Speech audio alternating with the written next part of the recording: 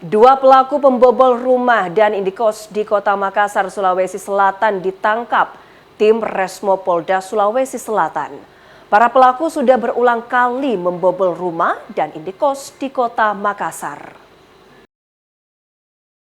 Aksi pencurian ini terekam kamera pengawas atau CCTV. Pelaku membobol indekos di Jalan Tamamaung, Kecamatan Panakukang, Kota Makassar, Sulawesi Selatan. Polisi yang melakukan penyelidikan menangkap dua terduga pelaku, masing-masing S, 36 tahun, dan D, 33 tahun. Dari pengakuan para pelaku, aksi pencurian ini sudah kerap dilakukan. Mereka mengincar rumah atau indekos yang ditinggal pemiliknya.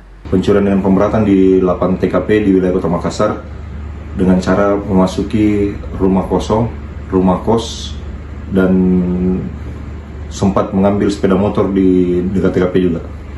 Dan juga barang-barang berharga juga yang dalam rumah. Benar, pelaku ini modusnya masuk ke dalam rumah atau ke rumah kos, kemudian mengambil barang berharga di dalam.